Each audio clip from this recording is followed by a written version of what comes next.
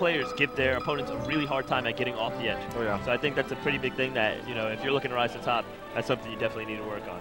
But as far as, you know, I was talking about spacing. You know, vertical spacing is a huge part of the metagame now. Definitely. And it really only started cycling really high level, really mainstream, hardcore vertical spacing only 2 years ago. It's very new. I mean, especially with Fox, a lot of full hop nairs to deal with that Falco matchup. Exactly.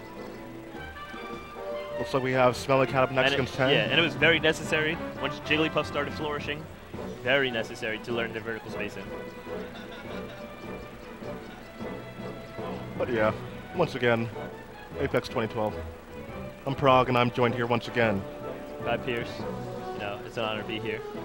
And I'm just really interested to see what metagame tactics are going to evolve out of this tournament, because every time we have a big tournament like this, especially with so many different players, so many high-level players hailing from so many different regions, you're bound to come up with something new. Melee never stops evolving. Melee never dies. Exactly. Yeah.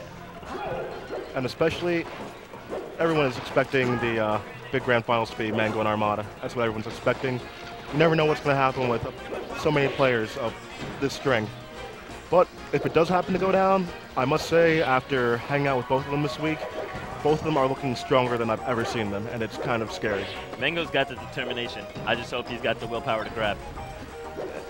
He said he hasn't played since ROM 4, so I hope it's like riding a bicycle for him. We'll just pick it back up. But Armada, on the other hand, is in tip-top. Oh, I can't get enough of Armada. He's just remarkable right now. So where his game is right now, who said it? Somebody said it best. He's looking like an old-school Mewtwo King with a new engine. Pretty much. Pretty much. It's sick. His option coverage is like you get. I was talking to Neo. He said he just reminds him of old school Mewtwo King, and just once he hits you once, your stock is over. You have no escape options. Even if the combo doesn't kill you, you will not be able to recover back and to get in control. He will keep you at disadvantage. You will never regain advantage until your stock is over and you have invincibility from respawn. Exactly. But the other thing is he also makes himself incredibly hard to hit. His zoning is unparalleled in the metagame right now. Unparalleled completely. You know, that's what the big comparison is, offense versus defense. That's why a lot of people like Mango. He's exciting. It's all offense. Yeah, Mango definitely does have the biggest attack power right now, but Armada's catching up, and Armada does have more defensive power than Mango. It's ridiculous. So it's unstoppable force, movable object. We'll see what wins out this time, if it takes place. Nice shield breaker right there. Smelly Cat has a lot to prove. He's still very, very new to this game.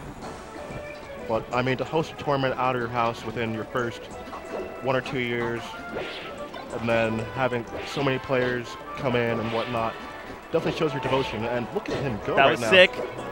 I thought he was going to go for a dare there. I was a little sad he missed the fair. A little sad. Good read, though. Just misspaced it. You can see how he's starting to think 2 steps ahead. That shield breaker was intended to continue the pressure and really reduce his opponent's shield after the up air. Now, even though Tang had already moved from that spot, he's starting to get that two steps ahead mentality. That was very clever, simply crouching through the side B and getting the tipper S match. That was awesome. And once again, spaces, if you're phantasming, remember, you can shorten it. Sometimes it's a better option. That's one thing that Mewtwo King used to do back in the day. Just condition you. I'm going to keep going full length. Keep going full length. Bam, shorten it. And once you don't expect it, he's back. Game was a lot more mental than you think. Actually, last night the whole totally a mental game. Yeah. I mean, it's both technical and mental, and that's what makes Melee such a great game. Very nice read there. He's looking to cover all the options, but didn't matter. He got the one that counted. Good space on those forward Bs as well. Good patience by Tang on his recovery. Good tech. Hard read, a little bit off timing, but the right read. I think he might have been just trying to do an up tilt, and that might have been a physical mistake. Could be. Tang takes the game. Once again, thank you all for tuning in here. Continuing round 1 of pools. After this, I believe, is going to be United States versus the world. I'm hyped. I'm completely hyped. 8 versus 8. Who's on world team? Do you know? It doesn't even matter. It doesn't. Doesn't even matter. It's so ridiculous. I mean, I believe it's Armada, Ice, Amsa, Javi, Captain Jack. The last 3, I'm not quite sure. With a lineup like that, you have to wonder if the world isn't favored at the moment. I don't know. I mean, U.S. has we definitely have big guns. Good, but I mean, Mewtwo King, Mango. Dr. PP. Dr. PP. Hungry Box. Who's KDJ playing for? You had to wonder. You see? Would KDJ even be selected at this point? I don't know. Good spacing, looking for that angle downward up tilt from Tang. But another thing I really love about this tournament in particular is because this is really, you know, it's advertised as an international tournament, and we've had our Armada come to tournaments before, but this is just on a whole nother scale. The people that, like the players that are here today, just from everywhere, exactly. It's ridiculous. For so many games, not even just Melee, just for every game, the players that are here for from Brawl, everywhere. 64, exactly.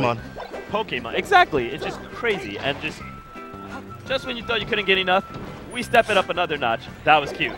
Very good call by Tang. He realized he made a mental error, a technical error. Has the patience and awareness of mind to just go ahead and try to get a bait, but and again he shortened it just in time.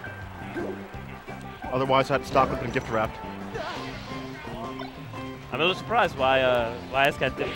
Oh, probably he would have made it onto the stage if he had it. Yeah. Bad spacing with forward B. It's patient, waits for Tang to do something, make sure, and then commit. Tang's patience, however.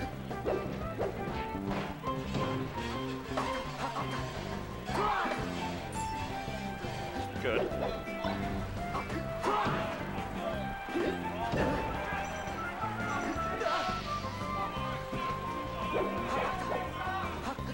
Tang going for that boar stock. Yeah. The set started off close, but Tang's not playing around.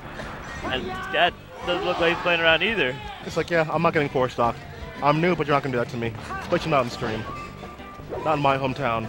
Let's see if you can take a leaf out of Mewtwo King's book and give him some space animals on Yoshi's. Hey, it's from Jersey. Not quite Cinnamon Sin, but...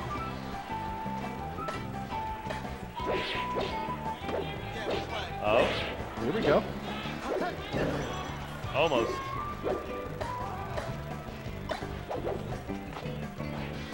Down throw. Nice pivot attempt. Right read, but the wrong. There it goes. Up the stage. Jab. No, not quite. Close. Shortens it again. Keep himself out of Marth's range. That'll probably end the match. Yep. Unless Randall comes out. Nope, no cloud.